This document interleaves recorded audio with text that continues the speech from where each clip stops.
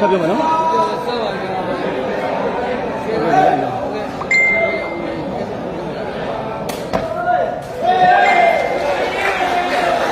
ဝေးလာတဲ့အတွက်ဝေးပါတယ်ဝမ်းလက်ပါနော်လက်ဟောပါလက်ဟောပါလားအေးမီတော့လေ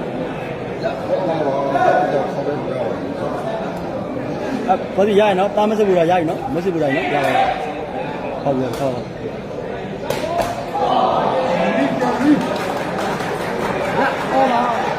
လက်ဟောပါဗျာဟောပါ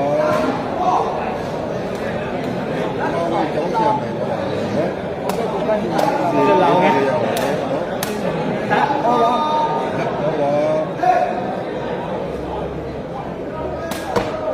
အေးဗျာနော်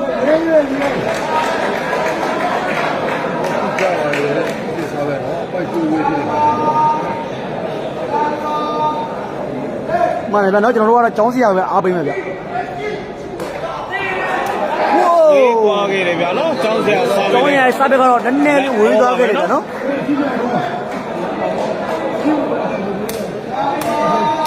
ဘယ်နော်ကျောင်းစီရပေးရအားပေးရဝါနာချင်းကလည်းကျောင်းစီရကျွန်တော်အားပေးရမယ်ဗျာနော်ဝေးလက်ဟောပါပဲဗျာနော်လက်ဟောပါပဲနော်ဟုတ်တယ်ဒါဒုတိယပွဲပါနော်ဒါကတော့ကျွန်တော်တို့ PC ကတော့ဘယ်လိုပဲရှုံးကြီးပြန်ဆက်နိုင်မလဲကျောင်းစရာပဲကျွန်တော်တို့နှစ်ပွဲပြအနိုင်ရရှိသွားမလားဆိုတော့ကျွန်တော်တို့ပေါက်မြောက်ကြမယ်ကနော်စာပဲထုံးပါလက်ဟောပါဗျဝေးပါတယ်နော်လက်ဟောပါပဲနော်လက်ဟောပါပဲနော်ကျွန်တော်တစ်ဖက်နဲ့တစ်ဖက်စီးဝင်ထိုးဆိုမှအားတွေများနေတယ်ရတယ်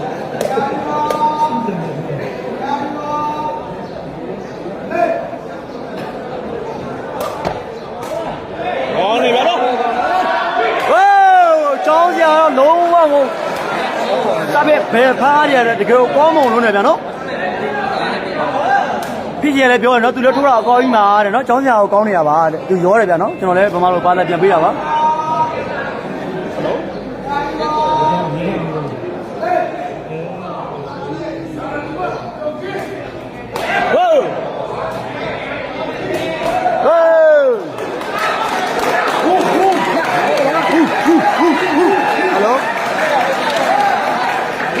ဗျာ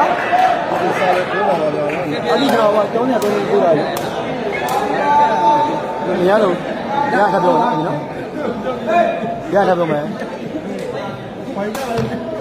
ဝေးသွားခဲ့တယ်ဗျာနော်ဟုတ်ကဲ့ပါအားပေးရဝိုင်းနာရှင်တရားချင်းကြီးတာကျေးဇူးတင်ပါတယ်ဗျာနော်အားလုံးပဲ358ကြီးမင်္ဂလာပါဗျဟုတ်ပါ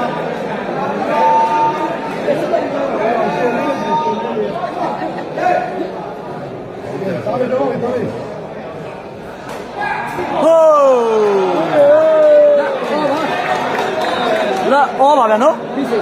ဟောပါဗျာဖြစ်ကြတော့ဒီပွဲမှာတော့ကျွန်တော်သူဘလို့သူ့ရဲ့ရှုံးကျွေးကိုဘလို့ပြန်ဆက်နိုင်မလဲကျောင်းဆရာပဲကျွန်တော်နှစ်ပွဲပြတ်ပဲအနိုင်ရရှိသွားမှာလားဆိုတော့တော့ဝါနာချင်းနဲ့တူတူပွဲကိုတော့ကျွန်တော်တို့ဒီပုံစံနဲ့ကြည့်ရှုအားပေးကြမယ်ဗျာနော်ဟုတ်ပါရတော့ကိုနိမိတ်ကြာပါလေနော်ကြာသွားခဲ့တယ်ဒီရတော့ဝူးရတော့အော်ပါပြီဗျ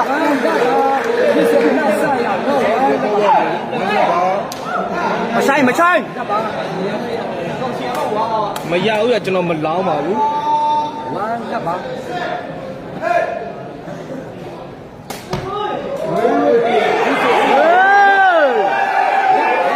လောက်ဝမ်းပါပဲဒီကရရောနေကြနော်လောက်ဝမ်းပါပဲဗျဝေးပါလေဗျ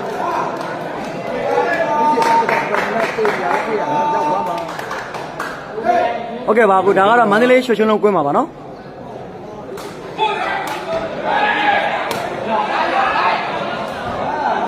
ဟောပါလေဟောပါတော့ပြည့်စေဟုတ်တယ်မေသားကြီးနော်သူရပြောတယ်မနော်သူ့ကောင်တွေကိုငါဒီဘက်တော့အနိုင်စော့မယ်ကျွန်တော်ဘာမှဘာသာပြန်ပြရနော်ဝမ်းလက်ပါဗျပြောတယ်နိုင်တာရှိပါတယ်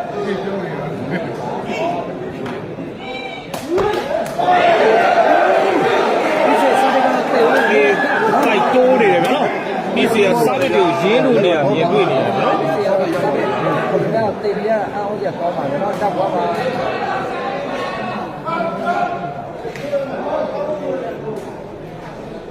ဘာပြေဦးမယ် ဟုတ်တယ်ဗျာကျွန်တော်တို့ကျောင်းဆရာပဲဗျဟုတ်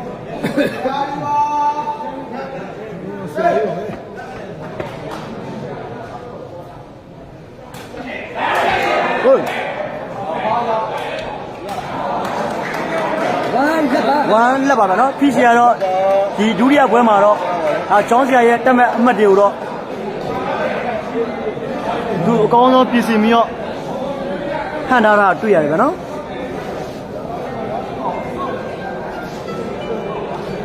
ဟယ်လိုပါခုဒီစားပြရမှာနော်ဟုတ်ငါလေးလေးအားရအားပါလို့ဒီ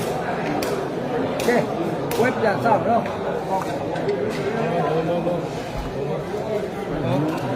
ပြပါတော့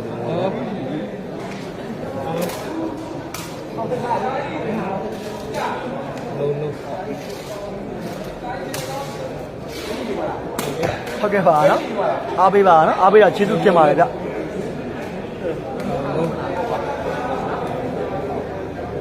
ခုဒီပွဲကရာကျော်တယ်ဗျနော်ကိုကျွန်တော်ချင်းပြောလို့မရလို့ပါနော်ဒီပွဲကရာကျော်တဲ့ပွဲပါကျွန်တော်ထိုင်းနဲ့မြန်မာပွဲတွေကတော့တဲပွဲဆိုရင်တော့ရာကျော်တဲ့ပွဲပါနော်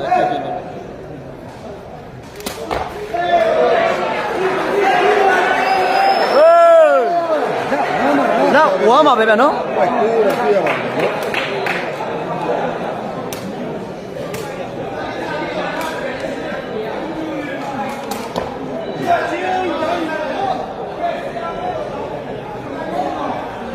ဆွဲထုတ်ပြီးဟုတ်ကဲ့ပါလက်ဝမ်းပါဗျတောင်းရကမတ်မြတ်ပြီးဖြစ်စေကမတ်ဟုတ်ကဲ့ပါနော်အသေးလေးကြည့်ပါနော်အမြင့်လေးကြည့်ပါ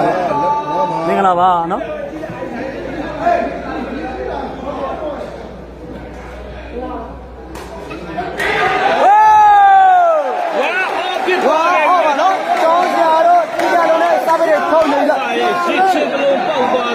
ကျောင်းဆရာပဲเนาะကျွန်တော်တို့ဟုတ်ပါဗျကျွန်တော်တရားလုံးတော့ကျောင်းဆရာပဲဗျရောဆရာလို့ရော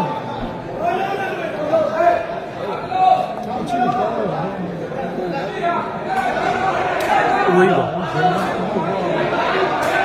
ဟိုးဝါအော်ပါဗျနော်ဘတ်တူပါဗျာနော်ဒီပြရတော့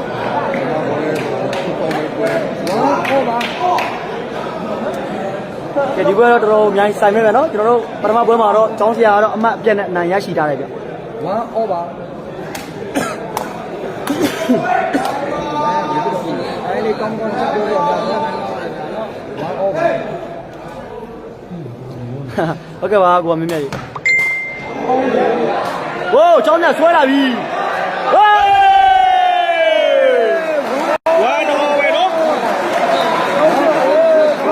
ဒီနေ့ပွဲမှာတော့ကျောင်းဆရာမှကျောင်းဆရာဟုတ်ရဲ့လားလို့ကျွန်တော်တို့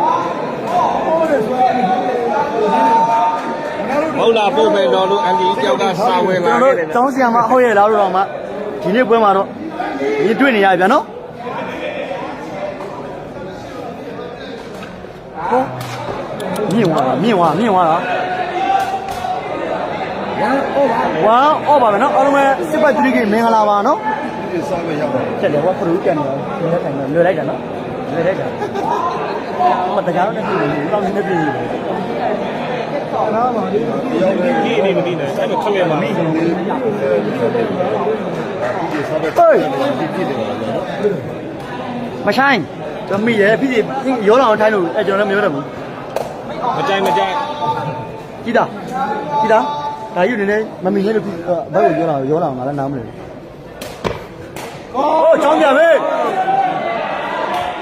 ဝိုးဒီနေ့မှာတော့ကျောင်းဆရာမဟုတ်ရဲ့လားဗျာနော်တကယ်တော့ကောင်းတယ်ဗျ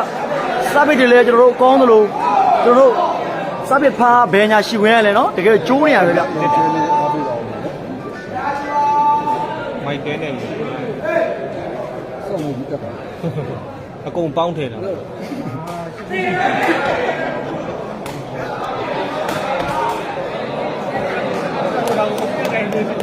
ဟုတ်ကဲ့ပါနော်အားပေးရဝန်သားချင်းတယောက်ရှိစီတော့ကျေးဇူးတင်ပါတယ်ဗျဝမ်းအော်ပါပဲဗျနော်ဝမ်းအော်ပါဖြစ်စီရတမတ်ကျောင်းဆရာတမတ်ပါနော်ဒီပွဲမှာတော့ဒုတိယပွဲစဉ်မှာတော့ကစားသမားနှစ်ဖက်လုံးတို့တယောက်အမှတ်ရဖို့တော့မလွယ်ကူဖြစ်နေကြတယ်ဗျ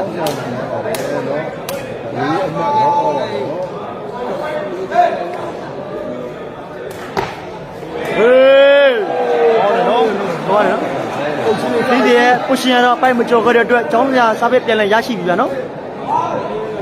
1 all ပါပဲ ဟောပါ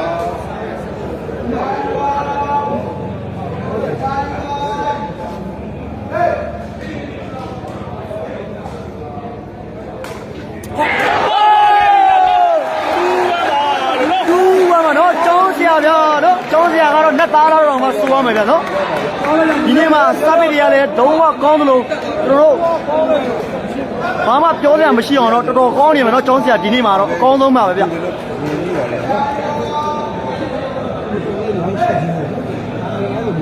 ကျောင်းစရာရဲ့စာပေတွေကြည့်မယ်ဗျာနော် ဝေးသွားခဲ့တယ်ဗျာ နည်းနည်းလေးဝေးသွားခဲ့တယ်နော်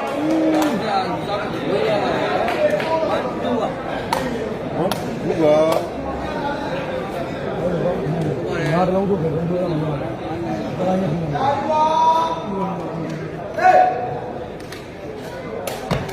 ဝိုး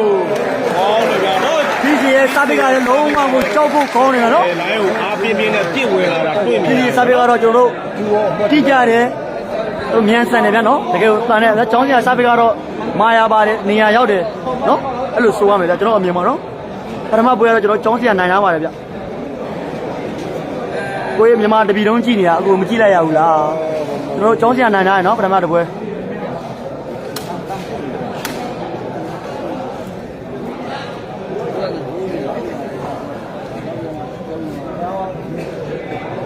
ဟုတ်တယ်ဗျာနော်ဒါကျောင်းစရာဒီလောက်ကောင်းနေတာလည်းကျွန်တော်ပြန်သွားကျေးဇူးလည်းပါတယ်ဗျာနော်ပြန်သွားဟိုဘယ်တို့တွေဆော့ရတာဗျာ ဘူးရောအမှတ်တူပါဗျာနော် ဟိုးကျောင်းမိတယ်ပြီဝိုးကျောင်းစရာကတော့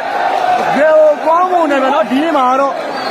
ကျောင်းစရာစားတယ်လုံးဝအမှားရုံမရှိအောင်တော့ကစားနိုင်ခဲ့တယ်ဗျာနော်ကျောင်းစရာပါပဲ ဝေးနှစ်သားပါ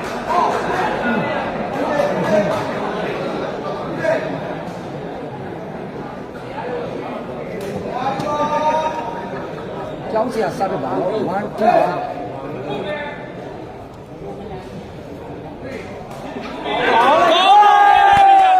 စစ်ကောက်ပေါက်သွားခဲ့ပြီဗျာ ကျောင်းစရာစားပဲနောက်တစ်လုံးထပ်ပေါက်သွားပြန်ပြီဗျာနော်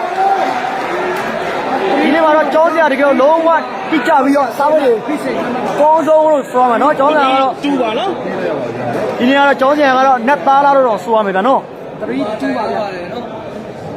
โอเคပါကျေးဇူးပါနော်အားပေးတဲ့ဝန်စားချင်းတယောက်ချင်းစီတိုင်းကိုကျေးဇူးတင်ပါတယ်ဗျ 3 2ပါ3 2ပါ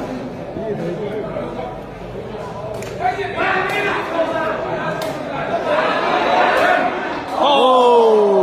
2 3ပါ 2 3ပါဗျာနော် ဖိစိတ်စားပါ 2 3ပါ โ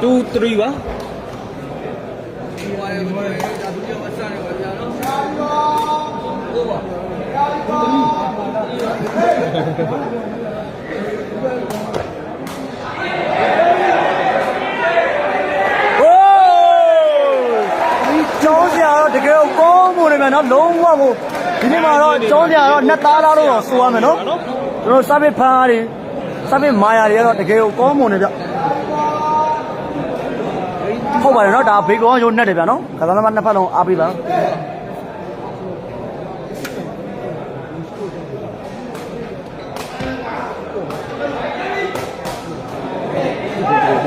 ပါဖိစိတ်စား အဲ့ရတဲ့ဝိုင်းကိုဒီမှာလာလေးနေပြီးတော့ဆောက်ပြရတယ်ဒီဘက်ကပေါ့ တန်းကြတယ်တန်းကြတယ် မကြိုက်မကြိုက် ပထမပွဲကကျွန်တော်ကျောင်းစရာနိုင်ထားပြီဗျာနော်အဲ့ဒါဘောဘောအဲ့တော့ဘောဘောအမရအဲ့ဒီမှာအချိန်မမင်းနဲ့ပေါ်လာတယ် 3ပါ တာတီးကိုလည်းရထားနော်ဝေးသွားခဲ့တယ်ဗျာနော် ဖိစိတ်စားပါ ပြီးရင်စတဲ့ကတော့နည်းနည်းလေးဝေးသွားခွက်တဲ့အတွက်ကျွန်တော်မှန်မှန်တော့ကျွန်တော်ဒိုင်ကိုထူကတော့လုံးဝကိုတိကျလုံးနေကြဒီနေ့မှာတော့ စားပါ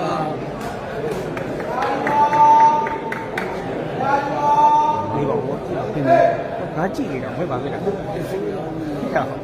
ဘာလဲလို့ ဘာအချက်လို့ခုကမှ ပင်ကိုမဲတော့ကို ဝေးပါလေနော် 2 3ပါ ဘာလေးကြောက်တယ်ပင်ကိုမဲတော့ကို ဒီစားလိုက်ရပါ အော်တော့ကောင်မလေးလည်းကိုမဝင်မှတ်နေပါတယ်လို့နော်ကိုတို့ဖြည့်ပေးလိုက်ကြပါအောင်ဗျ ဒီစိတ်အများကြီးကောင်းပါတယ်ကောင်းပါဘူး ကျွန်တော်တို့အလုပ်ချိန်မှာမလို့ကောင်မလေးစိတ်ဝင်စားသေးဗျနော် အနီးတွေရေးထား ကြာပါတယ်ဗျနော် PCA စာပေကတော့ စားတဲ့ကိုပေါ့ပါနော်3 အမှတ်2 3 over ဗျ 3 over 3 over ဗျ ကြည့်တာရရေးတက်ကြည့်တာရေးတယ်ကွာရေး 3 over ဟောပါ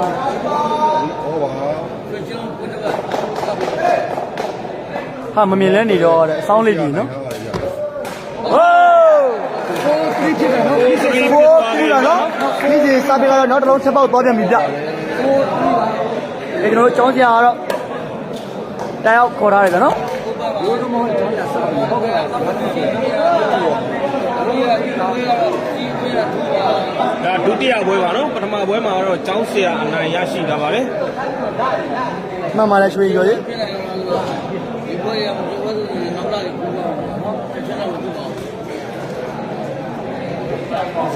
ဟုတ်ပြီနော်ကျွန်တော်တို့မြန်မာတပီတော့ចောင်းစရာပဲအားပေးရများတယ်ဗျနော် 4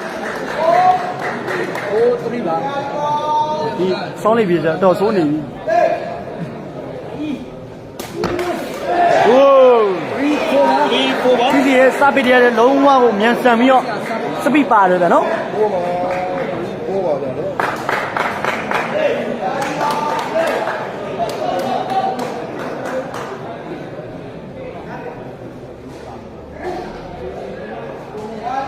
ခွင့်ပါလားနော်စားပြခွင့်ပါဘယ်လိုစားပြခွင့်ပါလဲ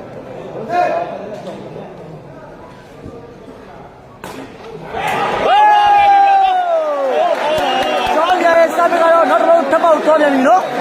မှတ်တူ4 over ဗျ 4 over ဒီပွဲမှာတော့ကျွန်တော်တို့စပစ်အားရလုံးဝကိုကောင်းမွန်တိကျလုံးနေတယ်နော်နှစ်ဖက်လုံးမှာပြီးကြီးစပစ်ကလည်းကောင်းမွန်သလိုကျောင်းစရာရဲ့စပစ်တွေကလည်းလုံးဝကိုကောင်းမွန်နေတယ်နော်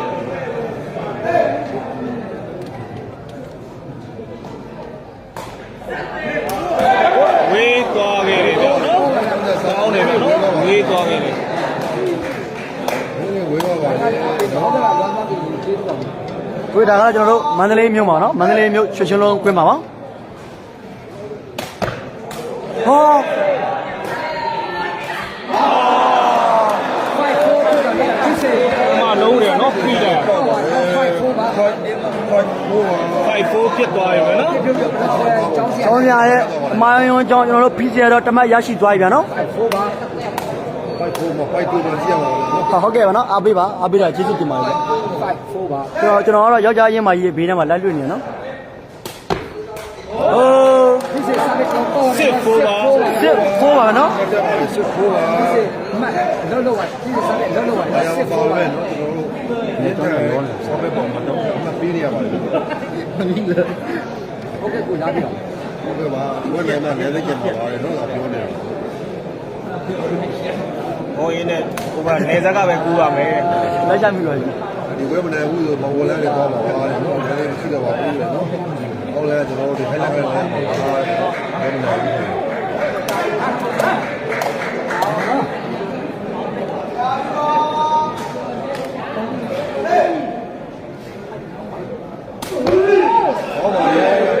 ဝေးသွားခဲ့တယ်ဗျနော် အဲ့ပြီးကြီးစပစ်ကတော့ဝေးသွားကြတဲ့အတွက်ကျွန်တော်တို့ကျောင်းစရာရဲ့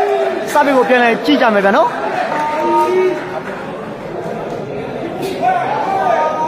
ပြီးကြီးကတော့ထိုးပါဒီဘက်မှာတက်မြူးနေတယ်နော်ပြီးကြီး ဟုတ်ကြစားပဲရပါတယ်နော်4-5ပါ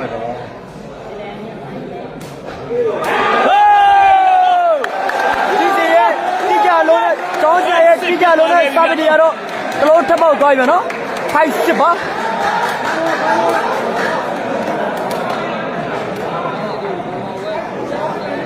ကဲ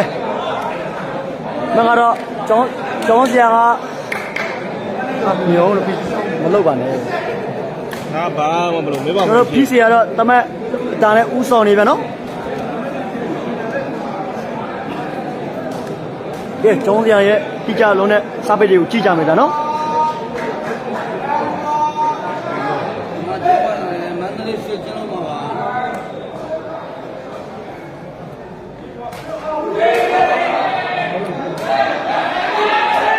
ဟိုး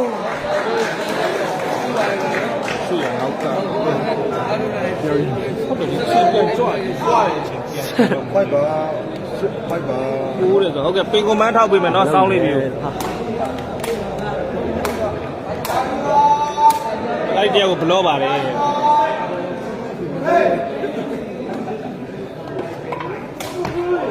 ဟုတ် နေပြီနော် ဟုတ်ကျောင်းဆရာကနော် ဆယ်ပြင်းဘေးထွက်သွားခဲ့တဲ့အတွက် ဒီနေ့မှာတော့ကျောင်းဆရာကတော့net သားလို့ပြောမယ်ဗျလုံးဝကောင်းမွန်နေဗျနော်โอเค 7.7k မင်္ဂလာပါနော် ဖိုက်စစ်ပါတောင်းစားစားပဲပုံပေါ်လာတော့ဖိုက်စစ်ပါ ဆက်လေးမမေ့တော့ဘူး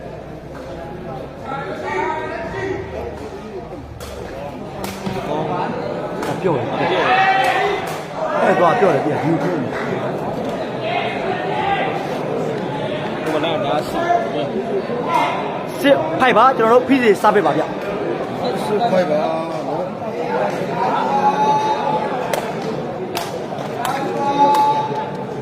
အိတ်ချမ်း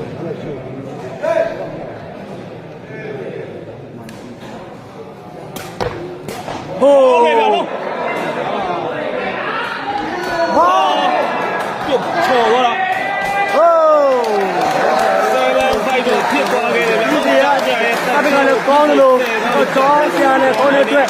ဒီကျောင်းဆရာရဲ့တက်ရှင်တော့ဖိစီပြည့်စယ်ပြီးတော့အမတ်ရယူထားနိုင်တယ်နော်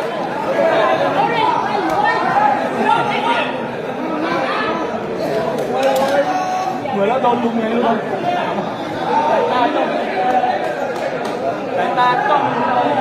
ဒီဖိစီကတော့ရည်နေမယ်နော်ငါလည်းအကောင်းဆုံးဆော့တာပဲတဲ့ကျွန်တော်ဘာသာပြန်ပေး ဟုတ် ရ တယ် တယ် ကိုကိုင်းရေနော်ကျောင်းဆရာဝမ်းမှာတော့တကယ်ကိုကောင်းတယ်ဗျ ဟုတ်တယ်ဗျနော်ဒီပွဲကလည်းကြီးကောင်းပါပဲနော်လုံးဝအပြတ်အလန့်ပဲဗျ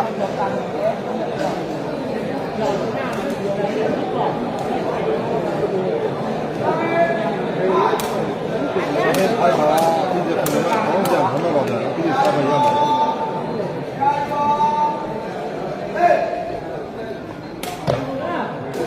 ဝေးသွားခဲ့တယ်ဗျနော် ဝေးသွားခဲ့တယ်ဗျโอเคအိတ်ကိမင်္ဂလာပါနော်အားလုံးပဲ 57မှာ မှန်ပါဗျဒီပွဲကတော့ဒါဒါသမားနှစ်ဖက်လုံးတစ်ဖက်ကလုံးဝကိုအမှတ်တွေစီထားနိုင်ခဲ့တယ်ဗျနော် တောင်းစားစားပဲပုံပေါ်လာနော် ကဲကျောင်းစရာစားဘက်ကိုကျွန်တော်ကြည့်ကြမယ်ဗျဟေး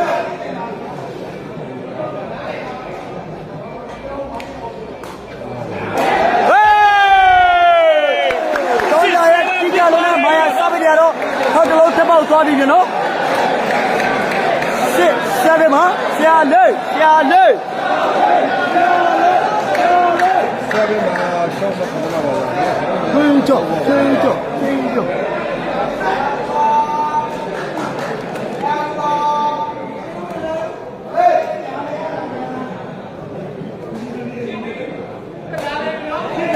ဟဲ့ဟော7စစ်ပါပဲဗျာနော်ကျွန်တော်တို့ပြည်စီစားပဲပါโอเคပါလိုက်ရချယ်လေးလုပ်ပြီးတဲ့ဝိုင်လာချင်းတယောက်ချင်းချင်းကျေးဇူးပါဗျာနော်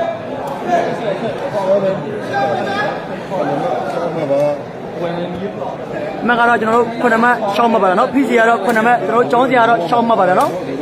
โอเคလိုက်ရချယ်လေးလုပ်ပြီးတော့ကိုကျေးဇူးပါဗျ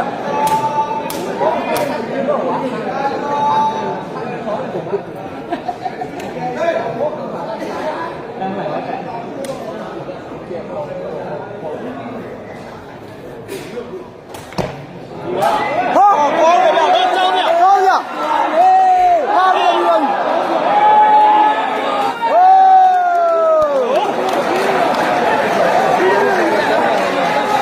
အဲ့စစ်ဖြစ်သွားခဲ့တယ်ဗျနော်ကျောင်းဆရာရဲ့တက်ချင်းကိုပြီးစီဆယ်သွားတဲ့အတွက် ကဲကိုထူကတော့ဘာပြောမှမသိဘူးဗျနော်ကိုထူကတော့ဘာပြောမှမသိဘူးဗျ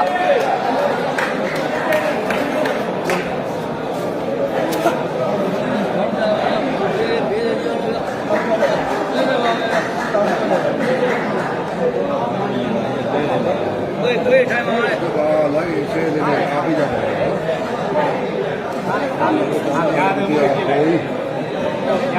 ဆရာလေးကိုထူဘာပြောမှလို့မသိဘူး ဟာပါယူပြေးတော့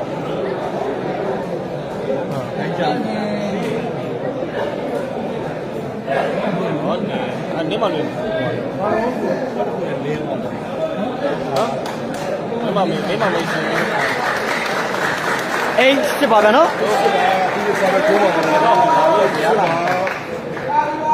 ကဲဖိစေစားပဲအဲ့စစ်ပါ ဟုတ်ဟိုး စစ်အဲ့ပါ ဆယ်လေအေးစေးဆယ်လေအေးစေးအေးစေးပဲ စစ်အဲ့ပါကျောင်းဆရာစားပဲစစ် အေးပါ ရှစ်အေးပါကျောင်းရစပ်ပြပါလားနော် ဆရာလည်းတော့ ဒီပါဒီလေးပြီးပြီးပါလေစစ်တီက တော့ကိုကျောင်းဆရာနိုင်ရပါလေ ကောင်းတယ်နော် ဟိုးကျောင်းရရဲ့စပ်ပြတက်ပေါက်ပြင်ပြီနော်7အိတ်ပါဗျာ ဆရာဟဲ့ပါ ပြီးတာဗျာ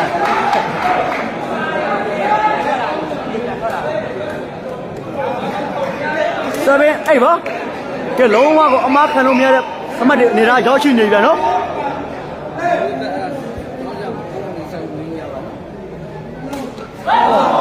အဲ့စစ်ပါ အေး7မှာ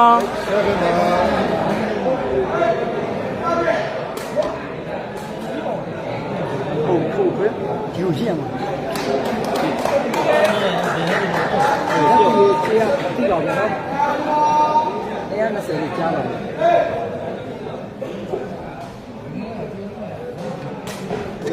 ဝေး ဆရာအဲ့ပါ 7အိတ်ပါကျွန်တော်တို့ကျောင်းစရာစပ်ပြပါဗျဆရာရေးထားမယ်ရေးထားမယ်ရေးထားမယ်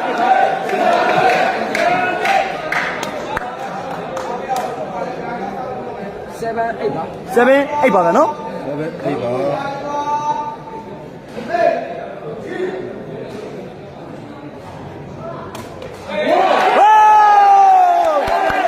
ကျောင်းစရာရဲ့တိကျလုံးနဲ့ငါရစပ်ပြတွေကတော့တမတ်ထိုက်ရပြန်ပြီဗျာနော်အေးအော်မတူပါဗျာနော်ဝယ်လာချိတ်ကောင်းပြီဗျာနော်ကျွန်တော်ပေးလို့လည်းလိုက်ရရွှေလေးလုပ်ပြီးတော့ကူညီကြပါအောင်ဗျအားပေးတော့ကျေးဇူးတင်ပါတယ်နော်အေးအော်ပါဗျကျောင်းစရာစပ်ပြပါ အဲ့ပေါ်ပါဗျာ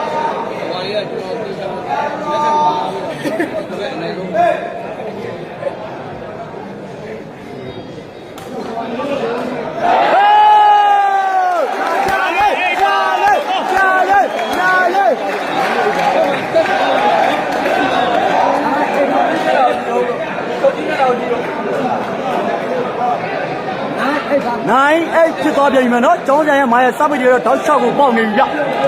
ဟေးရှာလိုက်ရှာလိုက် တော့ပဲကျောင်းဆရာနေနိုင်အေးပါ နိုင်အဲ့ပါဗျကျွန်တော်တို့ကျောင်းဆရာစပစ်ပါ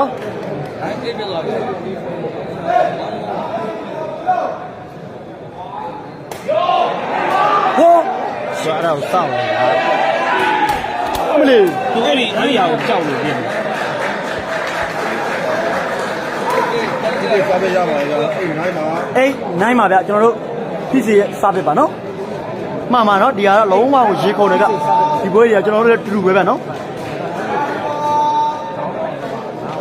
တော့ပြောရတယ်ကျွန်တော်တို့ဒီပဲပြောတယ် ပထမပဲကျောင်းဆရာနိုင်တယ်ရှာပါရနော် ဒီစေစားပဲတော့ပတ်သွား မှန်ပါတယ်နော်ဒါကိုသူကတော့လုံးဝတိကျလုံးတယ်ဗျ နိုင်ပေါ်ပါ နောက်ကတော့နိုင်ရောအမှတ်2ပါကျွန်တော်ဖိစေစပစ်ပါ နိုင်ပေါ်ပါ အေးလောက်ဝေးရွတ်ပြောတော့မင်းသွားတော့ကွာ အမတ်တူပါ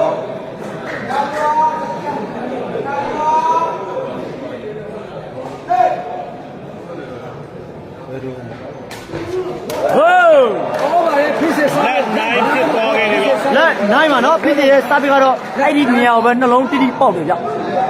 နိုင်ပါဗျာ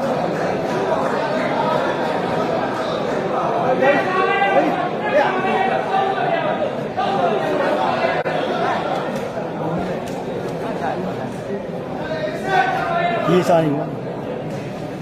ဒီစာနေနဲ့အပြင်ဖတ်တော့ပါ ချစ်ချစ်ချစ် ကျွန်တော်တို့ဘာလို့ဒီကတိတကယ်ကျေးဇူးတင်ပါတယ်အခုလိုဒီကတိရှိတွေအားပေးတဲ့အတွက်ကျွန်တော်တို့ဒီလိုလေးရတယ်တကယ်သူတွေခေါင်းကိုသိကြရတယ်ဒါဘောကလည်းလည်းဒီလိုဒီကတိရှိတွေအားပေးတာကျွန်တော်တို့တကယ်ဝမ်းသာမိတာဆက်တော့ပါပြီနော် အာ ကြောညာဝင်လိုက်တာပါ နိုင်ပါ ဟောဒီဆက်ပါကျင်နေတာပါဗျာနော် ဟိုး နိုင်ပြီ နိုင်လက်ပါနော်ကျောင်းဆရာရဲ့စပစ် ပြန်လည်ရရှိပါပြီဗျကဲကျောင်းဆရာရဲ့တိကျလွန်တဲ့ခွင်စာပေတွေကိုကြည့်မယ်ဗျနော် ဟဲ့ကျောင်းဆရာရဲ့စာပေတွေကိုပြန်ကြည့်မယ်ဗျာနော် နိုင်ကြပါ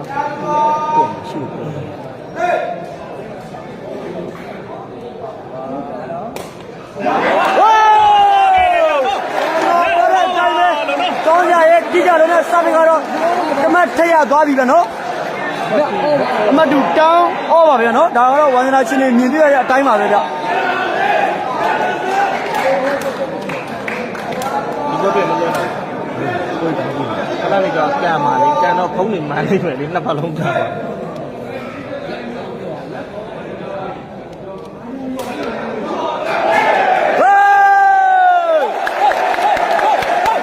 စာပေကတော့စီးဖို့ကျွေးကျသွားတဲ့အတွက်ကျွန်တော်တို့11တန်းဖြစ်သွားပြီနော် လက်ပါလို့နော် နေပိုက်စစ်ကိမင်္ဂလာပါနော်အဲမှာကြည့်ရှုအားပေးတဲ့ဝန္ဒနာရှင်တောက်ချင်းနေတာကျေးဇူးပါဗျာနော်အဲချဲလေးလုပ်ပေးတဲ့ဝန္ဒနာရှင်ကလည်းကျေးဇူးပါဗျကျွန်တော်ရဲ့ဂရီတိုင်းကျွန်တော်ကျောင်းကျောင်းကြည့်ရှုအားပေးတဲ့ဝန္ဒနာရှင်အများကြီးအတွက်ကျွန်တော်အကောင်းဆုံးစီစဉ်ထားပြီးတော့ကျွန်တော်မဲဖောက်ပေးပါမယ်နော်ဘာတွေဖောက်မလဲဆိုတော့ကျွန်တော်ဝန္ဒနာရှင်တွေမပြောသေးဘူးဗျကျွန်တော် surprise လုပ်မယ်နော်ဝန္ဒနာရှင်တွေ အဲ့တော့ like ချလိုက်ပါတော့ဒါပေမဲ့ပြောကြည့် ကျွန်တော်ကောင်မလေးလည်းမဲဖောက်ပေးမယ်နော်ဝိုးဝိုးဟေးကြောင်းကြဟေးရှာလေး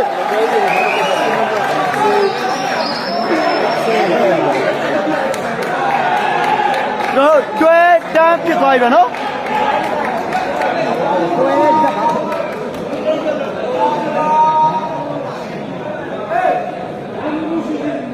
မင်းသွားတော့ဟို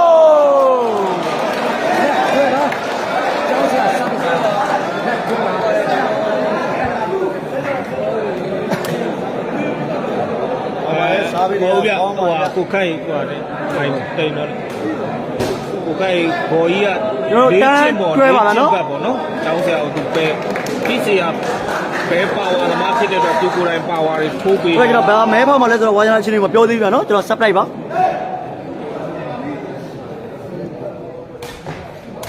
အဲ့ဒီအရော သွားခဲ့တယ်ဗျာနော်11တွဲပါ ဆရာလေး11တွဲပါဗျ ကျလေးအဲ့ဒီရောသတိတာ11တွဲ တွဲ11တွဲပါဗျာနော်ကျွန်တော်တို့ဖိစီရဲ့ server ကတော့တစ်လုံးပေါက်သွားတဲ့အတွက်ကျောင်းဆရာရောတမက်အပါနေတာဥဆောင်နေဗျာ သူတို့လေးကျင့်ပေါ်လေးကျင့်သားတွေပါပြီးစီကဘယ်တန်ဆိုတော့ခေါ်ကြီးနဲ့ကျင့်တာ ဟုတ်ပါရဲ့တွဲ ဖြစ်သွားပြီဗျာ တွဲဟောပါဗျာနော်အမတ်တူတွဲဟောပါဗျာနော်ကျွန်တော်တို့ဖိစီရဲ့ server ကပဲပေါက်ပြီးတော့ပဲကျွန်တော်တို့ဒီမစားလက်မှတ်ကိုရရှိသွားမလားကျောင်းဆရာပဲကျွန်တော်တို့ဖိစီရဲ့တမက်အမတ်ကိုတော့အန်တာရမလားဆိုစောင့်ကြည့်ရမယ်ဗျာနော်ဟုတ်ပါဗျာမှန်ပါနော်တကယ်ဒီနေ့မှာတော့ကျောင်းဆရာတော့တကယ်ကိုကောင်းမွန်တယ်လို့ဆိုရမယ်ဗျ ဒီစိတ်စတဲ့တွဲဒီစိတ်စတဲ့မှာကျောင်းဆရာစတဲ့မှာနော်တွဲတဲ့တဲ့ကြီးပါလားတွဲဟုတ်ပါ တော့အမှတ်တူပါပြီးရင်ဆောင်းလေးတိုးပါပြီနော် ဟုတ်စေးပြေးတာဟုတ်တွဲဖြစ်တယ်နော်ကျောင်းဆရာရှင်းခေါ်ပြီးတော့တက်လိုက်တဲ့ရှင်းခေါ် ဆက်ကြတော့ ဒီစိတ်ဒီစားလေးဟုတ်တွဲပါ ဟုတ်တွဲပါ ဟုတ်တွဲပါပဲနော် တွဲဖြစ်တယ်နော် ဝဲပါဟုတ်ကဲ့ပါဟုတ်ကဲ့ပါဟုတ်ကဲ့ပါရမှာပါဗျာ ဟုတ်တွဲပါဖိစိတ်စားတယ် လို့ကြာမှလို့ပြီးသေးပါဦးတော့ အေးစေးဟာတော်ပြီလားဒီလေရေခုံးစရာလုံးဝကိုရေခုံးစရာကောင်းနေမှာနော် ပြီးသွားပြီထင်ပြီး ဒီ တော့ တော့ထင်တာတော့ကျွန်တော်တို့ကတော့ကဲကျောင်းဆရာရဲ့ဝါယာစပိတ်တွေကြည့်မယ်ဗျာနော်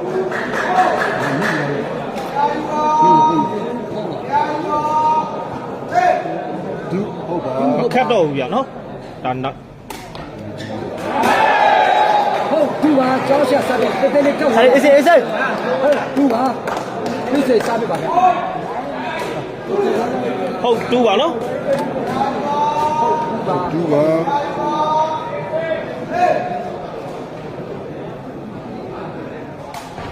ဝေး သွားခဲ့တယ်ဗျာနော် ကဲ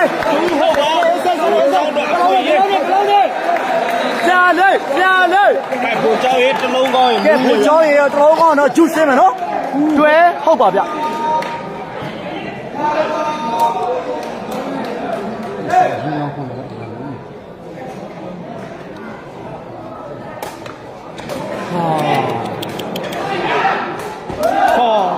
ဟုတ်တူပါဒီစိတ်စားတယ်ပါဗျဟုတ်တူပါဒီစိတ်စားတယ်ဒီစိတ်တန်းပါ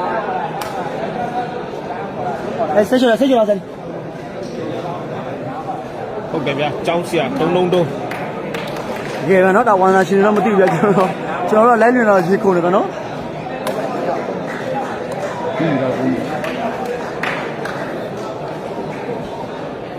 ဟုတ်တူပါဗျာနော်အနမပွဲကျောင်းဆရာနိုင်သားပါဗျာဒုတိယပွဲပါဗျာနော်ဒုတိယပွဲမှာဖိစိတ်73မှတ်ကျောင်းဆရာ72မှတ်ဒုတိယပွဲပါ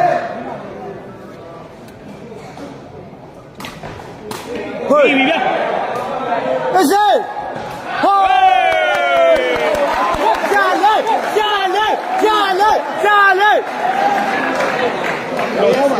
တော့မရင်းတော့ဆရာလေး ဟုတ်ပါ ဆက်လုံးဝဆယ်လို့တိကြတော့ကဲတို့တွဲဟုတ်ကိုတော့ကျောင်းဆရာရဲ့တိရလုံးနဲ့စပိတ်တွေတော့ကြည့်မယ်ဗျနော် ကျောင်းဆရာ72မှတ်ဖိစိတ်73မှတ်ပါတွဲဟုတ်ပါ ဟာစေဟေားဟုတ်ပါလေဖိစိတ်ဝေးရမှာနော်ဟုတ်တူပါဗျာ စတယ် ဟုတ်ပြီပါ ကျောင်းဆရာဆိုတာတော့ကောင်းတယ်ဖိစိတ်ကောင်းရတယ်ဖိစိတ်ကောင်းတယ်မိသွားလို့ပန်းမီကောင်းရတယ်နော်ကျောင်းဆရာညာဘက်နိုင်ရစ်တာတော့ကောင်းတယ်ဖိစိတ်တကယ်နည်းလိုက်ခါနေတော့ကြည့်ရပြီနော်ဒါလည်းတက်တူတက်ပါတွင်းနေတာကြည့်ဟုတ်တူပါဖိစိတ်စားပဲ ဟုတ်ကျူလာပါပြီးစားပဲတော့ဟောတာနော် ဟုတ်စေးစေးခေါ်လွတ်တယ်ဟေးကြာလိုက်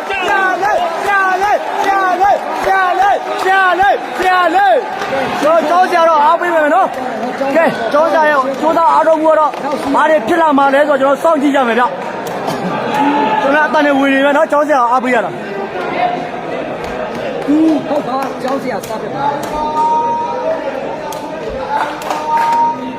ဟုတ်တယ်ကိုလူတွေကောင်းတယ်လား ဟုတ်ပါ လုပ်ဘူးပါဟေးတေး လေးကွာ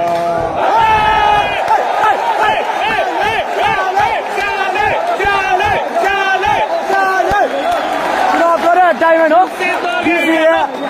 ကိုလိုကန်ရတော့ပိုက်မကြော်ခဲ့တဲ့အတွက်ကျွန်တော်တို့လက်အောဆိုတဲ့နေတော့ကျူးစင်းသွားခဲ့ပြန်နော် အခုစတဲ့ဒီရောင်းရည်ကောင်းဆရာကိုဆွေးစင်းလုံးပြုထားပါလေခင်ဗျာပဲလို့နော် ဟေးတောင်းကြ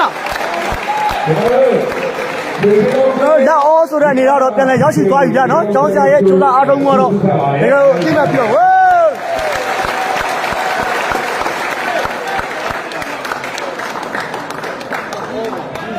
โอเค9 ကမင်္ဂလာပါနော်အားလုံးပဲ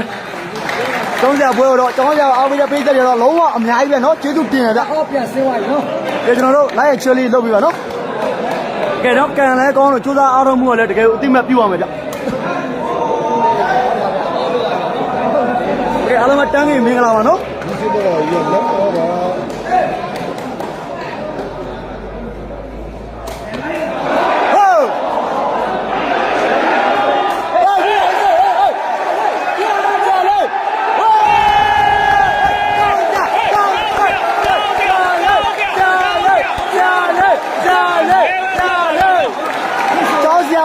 တမထက်လက်သွားပြီတော့နော်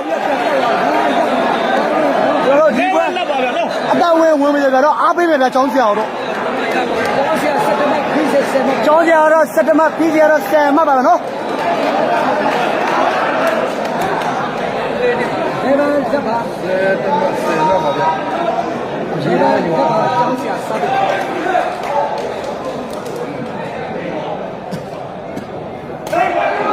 ဟေး လဲပြန်ပါနော် လက်ပြီးဆယ်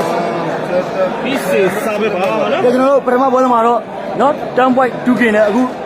ဒုတိယပွဲမှာတော့10ကပြည့်အောင်အားပေးတဲ့ဝိုင်းနာရှင်များကျေးဇူးပါမယ်နော်ကျွန်တော်လည်းအတိုင်းတော်ဝင်နေပြီဗျနော်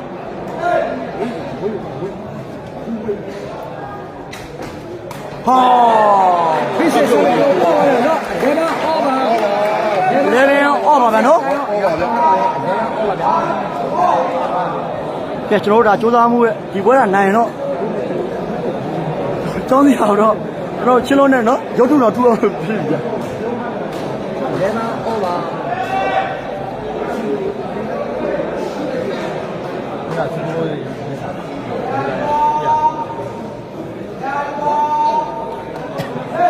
နေတော့ပြတာ ဟောပြည်တယ်ဆောက်ပဲပါဗျာ ဖိစေစားပြီးတော့ဆက်ပါတော့နော်ကွဲဒေနာဖြစ်တယ်နော် ကျွဲလည်းပဲဖြစ်သွားပြီနော်ဖြစ်စပ်ပြီးတော့ဆလေအေးအေးဆက်ကြတာအေးစေး ဖိစေစားပြီးတော့တိုက်တယ်နော်ကွဲ တော့ခဏလောက်တင်နာပါဟုတ်ပါတယောက်ပေးခိုင်းတယ်ပဲခေါ်စီလာပေးခိုင်း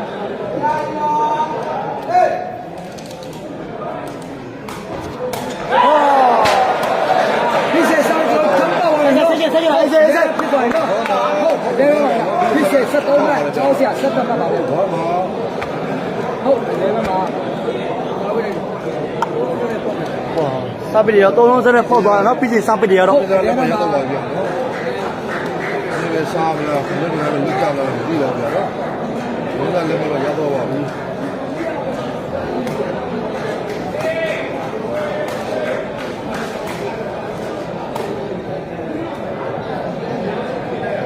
ဟုတ်ဒေနာမှာဗျအစတိတ်ပဲညာ ဟုတ်လေဘယ်မှာပြီးစပ်ပြီးပါဗျ လေဗီမှာစက်တော့မှာ ဖိစေစားပြီးဟုတ်ဒေနာမှာဗျ ဟုတ်အလဲပါမ ဝေးဆက်ရခေါ်ရစပ်ပြီးနေတော့ထူအောင်နေတော့လေ ဒေနာဟုတ်ပါ လေဘယ်ဟုတ်ပါဗျနော်ကျောင်းရစပ်ပြီးပါ ပုံမဲ့ပါဗျာနော်ဘုရားဆောက်ပဲပြောမှာ ကျောင်းဆရာစားပြီးတော့နော်ဒေနာဟုတ်ပါဗျ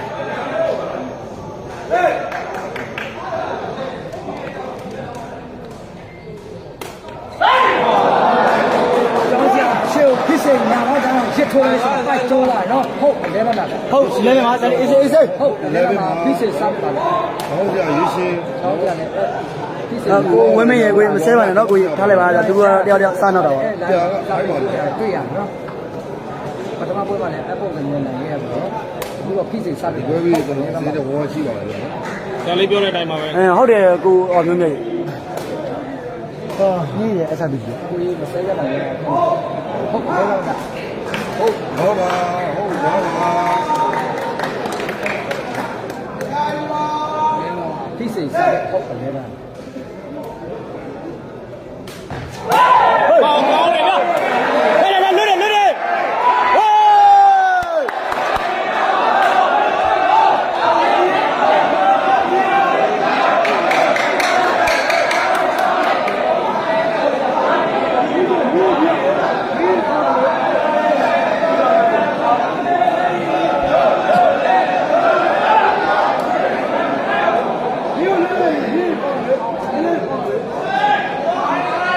ဟေး ဒီတော့ဝဲလာတော့မသိသေးပါဘူးတော့ပါဝဲလာတယ်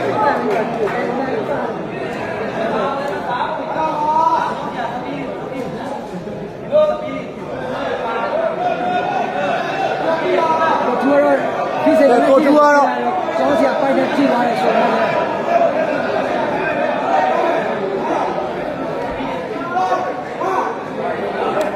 ဝိုင်းနေမှာဝိုင်းနေမှာလည်းနော်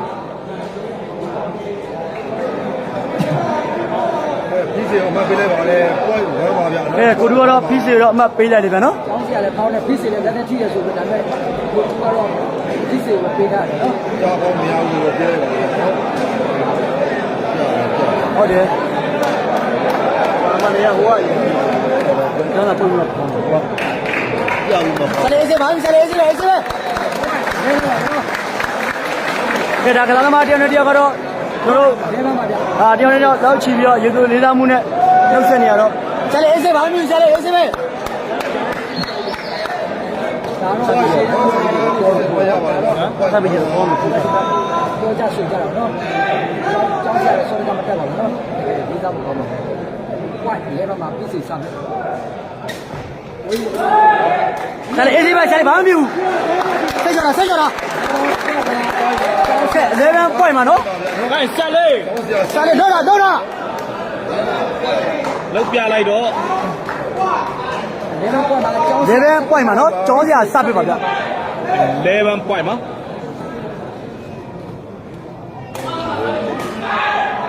နေတော့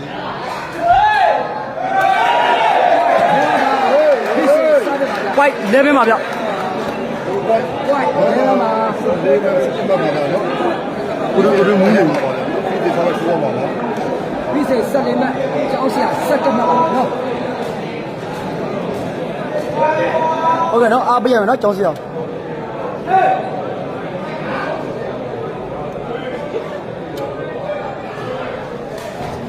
မေးရတယ်ရတယ်ရတယ်ရတယ်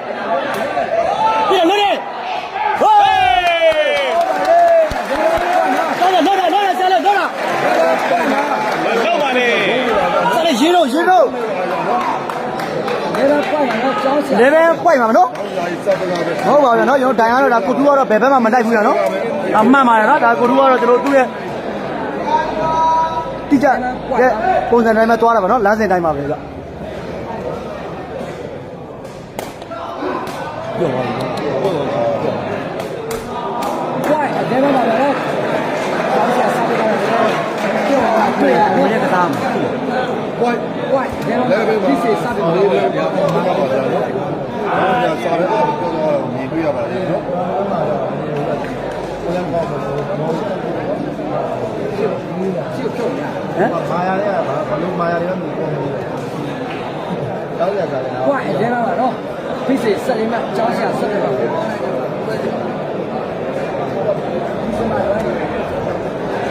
ကျွန်တော်တို့ point 11မှာနော်ဒီစီစားပြပါဗျ အခုကိုတက်ရပထမပွဲကျောင်းဆရာနဲ့ဒုတိယပွဲဆိုကျောင်းဆရာစက်ကမှတ်ပြည့်စုံဆက်လေးမဲ့ရောက်ပြီနော် ။ဘောပါ ပြည့်စုံစားပြပါ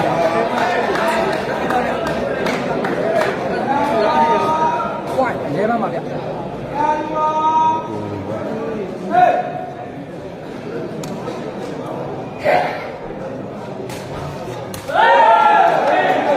ီစမှာစကားမစကားမ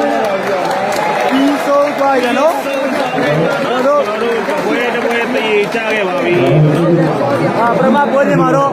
ကျောင်းစရာနိုင်ပြီးတော့ဒုတိယပွဲမှာတော့ဒီစီရပြင်နိုင်သွားပါရနော်။ဒါမှမဟုတ်ကြည့်ရှုအားပေးတဲ့ဝါသနာရှင်တယောက်ချင်းစီတိုင်းကိုကျေးဇူးတင်ပါတယ်ဗျနော်။အားလုံးပဲကျောင်းစရာကိုအားပေးတဲ့ဝါသနာရှင်တယောက်ချင်းစီတိုင်းကတော့ဘယ်လောက်ပေးရအများကြီးတည်းမှကျွန်တော်